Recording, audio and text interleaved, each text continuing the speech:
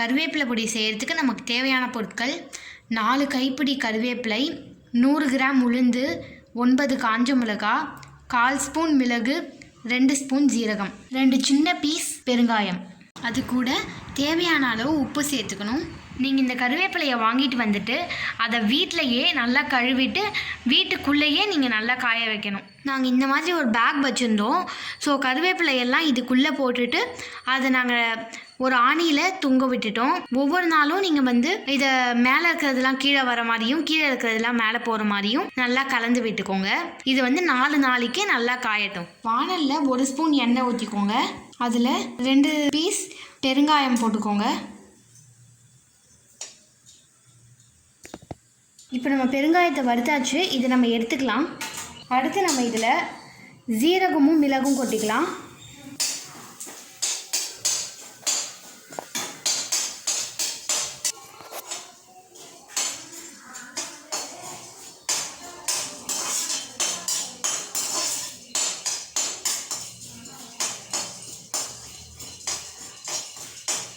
இப்போ மிளகும் சீரகமும் நல்லா பொரிஞ்சு வருது.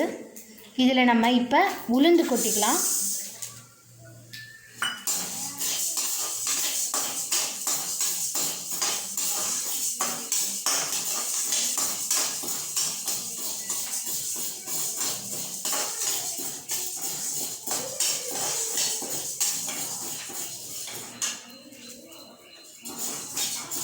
இது கூடயே நம்ம காஞ்ச மிளகாவையும் போட்டு வறுத்துக்கலாம்.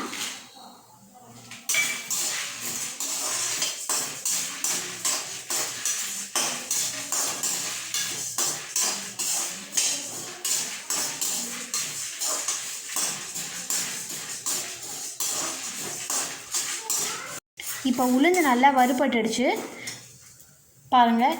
இப்போ நம்ம இந்த மாதிரி நேரத்தில் நம்ம கருவேப்பிலை இதில் போட்டுடலாம். அது கூட நம்ம எடுத்து வச்சுருந்த அந்த பெருங்காயத்தையும் போட்டுடலாம். இது நம்ம நல்லா 2 நிமிஷத்துக்கு சூடு காட்டணும்.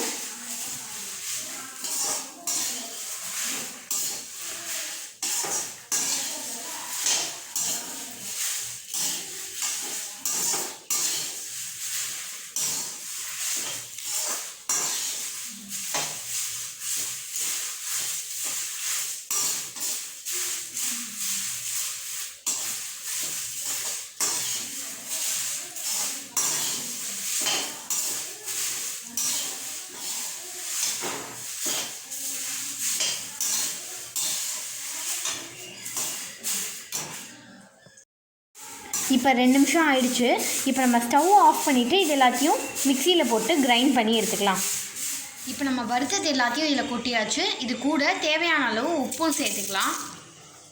ஓகே ஃப்ரெண்ட்ஸ், இப்போ நம்மளுடைய கருவேப்பிலை பொடி ரெடி ஆகிடுச்சு. இந்த கருவேப்பிலை பொடியை நீங்கள் இட்லியோடு சேர்த்து சாப்பிடும்போது இன்னும் சூப்பராக இருக்கும். ஓகே ஃப்ரெண்ட்ஸ், இந்த வீடியோ உங்களுக்கு யூஸ்ஃபுல்லாக இருந்திருக்கும் நம்புகிறோம். அடுத்த வீடியோவில் இன்னொரு இன்ட்ரெஸ்டிங்கான விஷயத்தோடு சந்திக்கிறோம். Until then, bye bye.